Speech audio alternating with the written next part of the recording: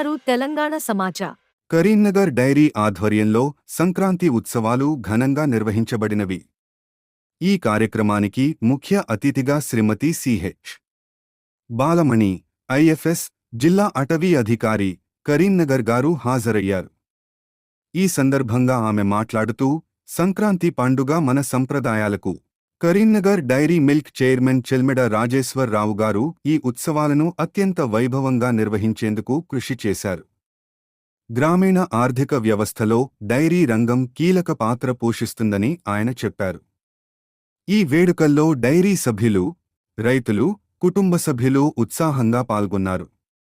సంక్రాంతి ఉత్సవాల సందర్భంగా ప్రత్యేక కార్యక్రమాలు, పోటీలు నిర్వహించి విజేతలకు బహుమతులు అందజేశారు. ఈ వేడుకలు ఆనందభరితంగా సాగాయి. అప్పటికి మనది యూనియన్ కాలే, ఫెడరేషన్ ద్వారానే నడుస్తున్నట్టు ఒక సంస్థ కనుక అన్ని జిల్లాలు కూడా, ఆంధ్రప్రదేశ్లో తెలంగాణ లోపల అన్ని జిల్లాలు కూడా ఈ సంక్రాంతి ముగ్గుల పోటీ అనేది నిర్వర్తించాలనే ఉద్దేశంతో వారిచ్చిన సూచన ప్రకారంగా దాదాపు 35 సంవత్సరాల నుంచి ఎప్పుడు కూడా ఒక కోవిడ్ పీరియడ్లో తప్ప మిగతా అన్ని సంవత్సరాలు కూడా మనం ఈ సంక్రాంతి ముగ్గుల పోటీలు నిర్వర్తించుకోవడం జరుగుతుంది. సో దీనిలో మా యొక్క ముఖ్య ఉద్దేశం ఒకటే, డైరీ అనేది ఎవరిదో కాదు, మనందరిది. దీనిలో పాలు పోసే ప్రతి ఒక్క రైతు భాగస్వామ్యం ఉంటుంది కనుక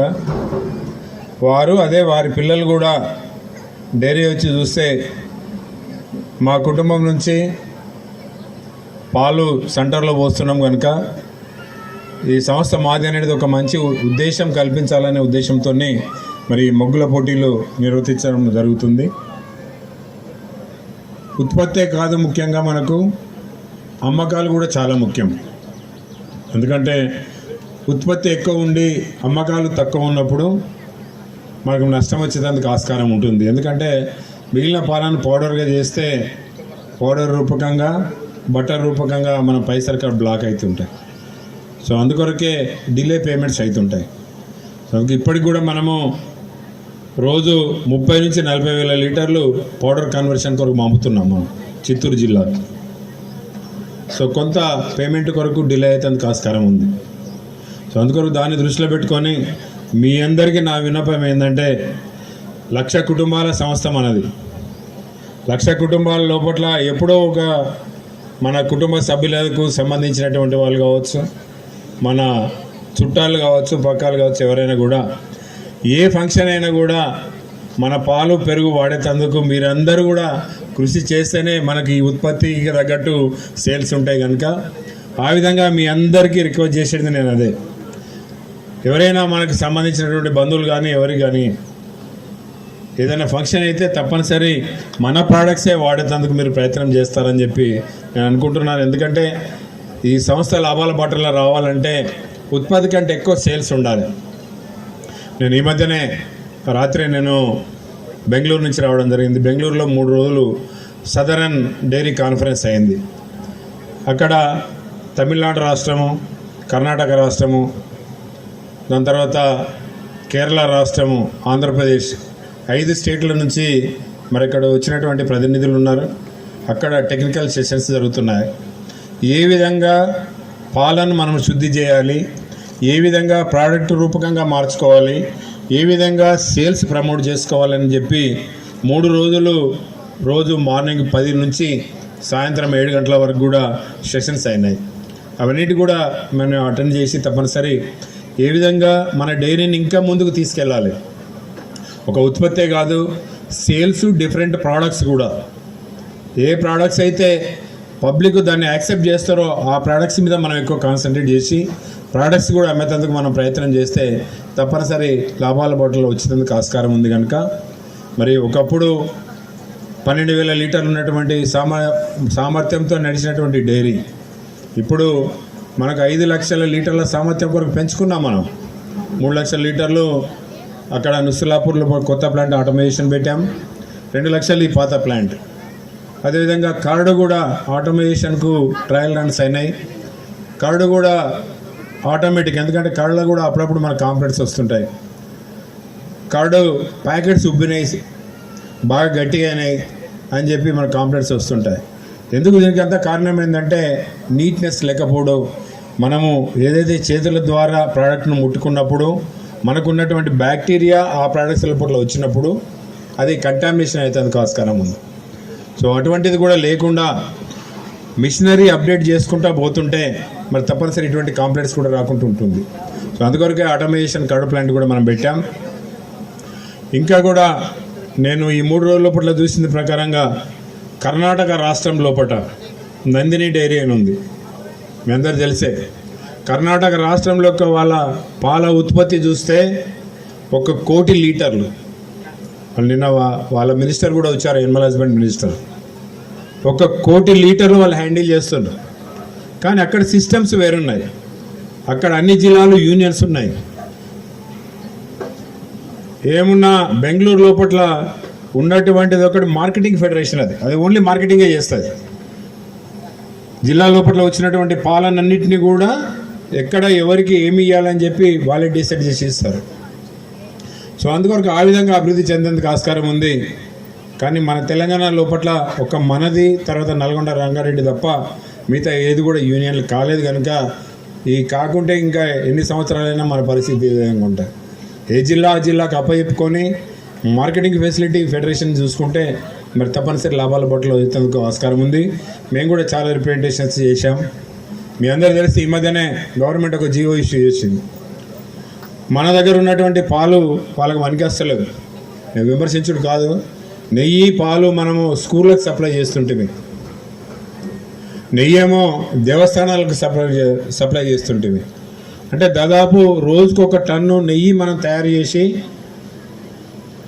మన వెమ్లవాడ దేవస్థానము, కొండగట్టు, బాసర, తర్వాత భద్రాచలం, ధర్మపురి, ఇవన్నిటి కూడా మనం నెయ్యి సప్లై చేస్తుంటే మీరు రోజు 1 టన్ను నెయ్యి.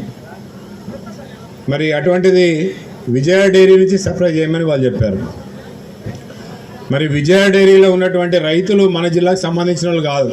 మన జిల్లాకు సంబంధించి ఉంటే కొంతమంది ఉండొచ్చు. మరి ఆ రైతులకు లాభం చేసి మన రైతులకు నష్టం చేస్తే ఎంతవరకు భావ్యం మీరు ఆలోచించుకోండి. ఎందుకంటే రోజు 1 టన్ను నేను నెయ్యి తయారు చేస్తే నాకు 20 నుంచి 25 వేల లీటర్లు దానికి కన్జంప్షన్ అవుతుండే. ఒక 5,500 లీటర్లు నుంచి 6,000 లీటర్లు స్కూళ్ళకు మనము పాలు సప్లై చేస్తుంటాం. అంటే ఒక 25,000ను ఇంకొక 5,000, 35,000 వరకు మన కన్జంప్షన్ అవుతుండే. ఇప్పుడు అది కన్జంప్షన్ అయితే లేదు కనుక మన దగ్గర మిగులుతున్నాయి కనుక పౌడర్ పోవాల్సి వచ్చింది. పౌడర్ పోతే మనకు నష్టం వచ్చేందుకు ఆస్కారం ఉంది. ఇవన్నీ కూడా ఒకదానికొకటి ఇంటర్నల్ లింక్ కనుక మేమైతే మంత్రి గారికి కూడా, కొండా సురేఖ గారికి కూడా రిప్రజెంటేషన్ చేశాం. ప్రిన్సిపల్ సెక్రటరీకి కూడా మేము రిప్రజెంట్ చేశాం. ముఖ్యమంత్రి గారికి కూడా మేము పంపించాం. ఇక్కడి రైతులను మీరు ఆదుకోవాలి.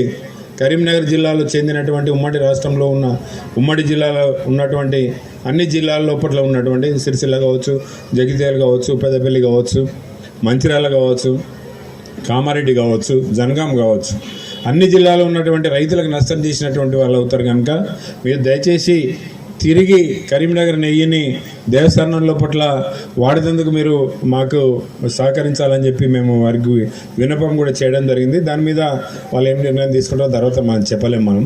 కానీ మనం కూడా మీరు కూడా మీరు సాధ్యమైనంత వరకు మీరు మీ యొక్క కాన్స్టిట్యూన్సీ లోపల ఉన్నటువంటి ఎమ్మెల్యేలకు కూడా మీరు చేస్తే రిప్రజెంటేషన్ చేసి మరి సాధ్యమైనంత వరకు మన పాలు మనం కన్జంప్షన్ చేసుకుంటే లాభాలు వచ్చేందుకు ఆస్కారం ఉంది. కనుక దీన్ని దృష్టిలో పెట్టుకొని మీరందరూ కూడా ఆలోచించి ఇంకా కరీంనగర్ డైరీని ఉన్నత స్థానంలోకి తీసుకురావాలని చెప్పి మీ అందరికీ వినొస్తున్నాం. ఈ మధ్య కొంతమంది రకరకాలైనటువంటి స్టేట్స్మెంట్స్ వస్తుంటాయి.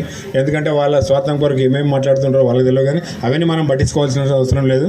మన ఉద్దేశం మన రైతులు, మన ఉత్పత్తులు క్వాంటిటీ మంచిగా ఉండాలనే ఉద్దేశంతో మేము దాని మీదనే పనిచేస్తున్నాం. కనుక వేరే దాని మీద మనం కాన్సన్ట్రేట్ చేయవలసినటువంటి అవసరం లేదు. అందుకొరకు ఈ మధ్య మన సౌదరన్ స్టేట్స్ మీట్ లోపల కూడా బెస్ట్ ఉమెన్ అవార్డు కూడా వాళ్ళు ఇవ్వడం జరిగింది. తెలంగాణ లోపల మన జిల్లాలో ఉన్నటువంటి జగిత్యాల జిల్లాకు సంబంధించినటువంటి మరి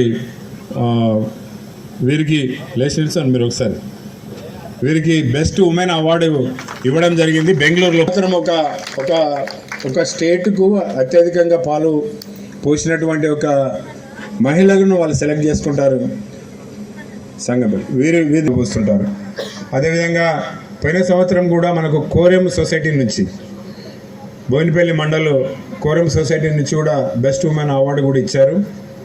అది మరి ఇప్పుడు అనుకోకుండా ఈ సదర్న్ స్టేట్స్ అయింది కనుక మరి అక్కడికి పిలిచి ఇచ్చారు. వాళ్ళకు కూడా ఇంతకుముందు కూడా మరి బెంగళూరు లోపల బెస్ట్ ఉమెన్ అవార్డు కూడా మన జిల్లాకే, మన రైతుకే వచ్చింది కనుక అది కూడా ఎంతో గర్వకారమైనటువంటి విషయం కనుక మరి మనము మహిళలను ఎక్కువ ఎంకరేజ్ చేసి వాళ్ళ పాడి పరిశ్రమ మేజర్ వారు చేసేటువంటి ఇది పరిస్థితి కనుక మరి ఈ మహిళలను ఇంకా ఉత్తేజపరిచి ఇంకా చేయాలనే ఉద్దేశంతో మరి వారిని కూడా డైరెక్ట్ రిటైర్ రమ్మని చెప్పడం జరిగింది కనుక మరి మనమందరం కూడా డైరీ క్షేమము సంక్షేమం కొరకే, రైతు క్షేమం సంక్షేమం కొరకే మనము ప్రయత్నం చేస్తున్నాం కనుక మీ అందరి సహకారం ఉండి ఇంకా కరీంనగర్ డైరీని ఉన్నత స్థాయి లోపల, అంటే ఇప్పుడు ఏదైతే నందిని డైరీ ఉందో కర్ణాటక, అది సెకండ్ లార్జెస్ట్ డైరీ.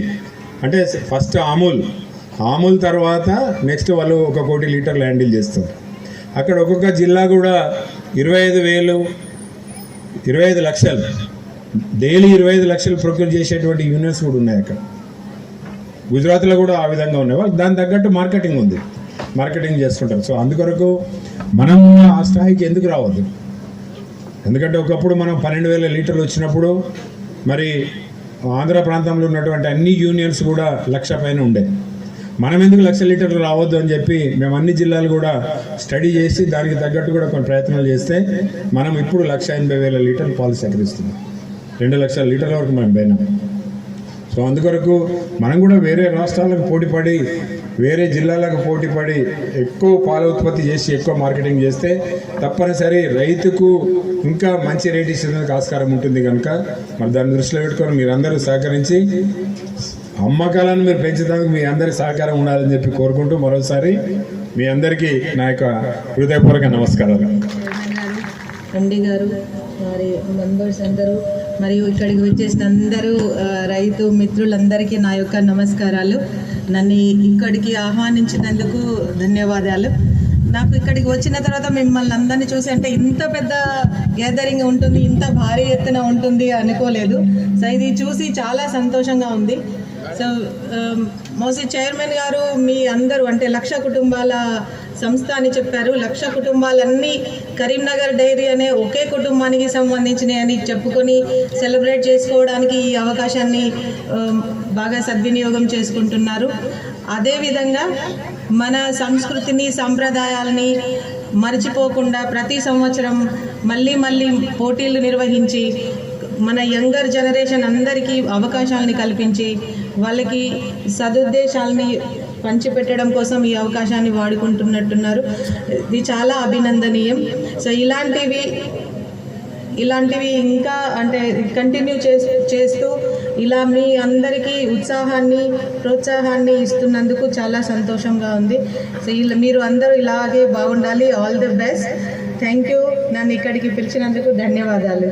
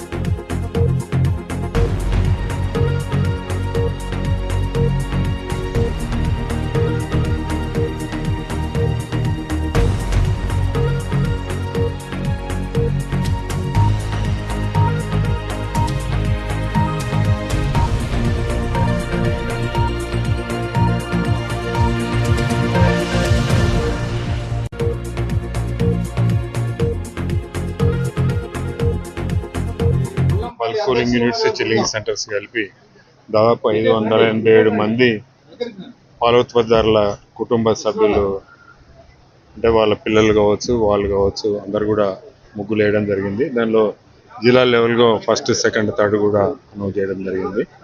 ఎడ్యుకేషన్లో కూడా మేము ఇంపార్టెన్స్ ఇవ్వాలనే ఉద్దేశంతో bulk cooling wise, chilling centres wise కూడా మేము మరి ఫస్ట్, సెకండ్, థర్డ్ అనేది కూడా ఇవ్వడం జరుగుతుంది.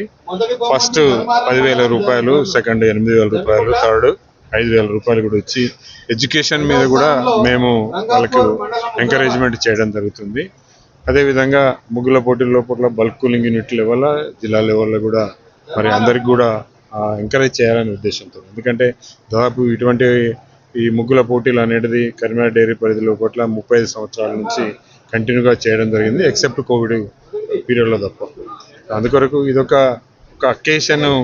ఇది ఎందుకంటే మన తెలుగు సాంప్రదాయానికి సంబంధించినటువంటిది. ఎందుకంటే అన్ని పంటలు కూడా వస్తాయి కనుక అందరు రైతులు హ్యాపీగా ఉండాలనే ఉద్దేశంతో, వారికి కూడా ఈ డైరీ మాది అనేది ఒక అభిప్రాయం కలిగించాలనే ఉద్దేశంతో ప్రతి సంవత్సరం కూడా ఇటువంటి ముగ్గుల పోటీలు ఏర్పాటు చేసి వాళ్ళకి పారితోషికాలు కూడా ఇవ్వడం జరుగుతుంది. కనుక ఇది బహుశా తెలంగాణ స్టేట్ లోపల ఏ జిల్లా కూడా చేస్తలేదు ఈ డైరీ పరిధి లోపల.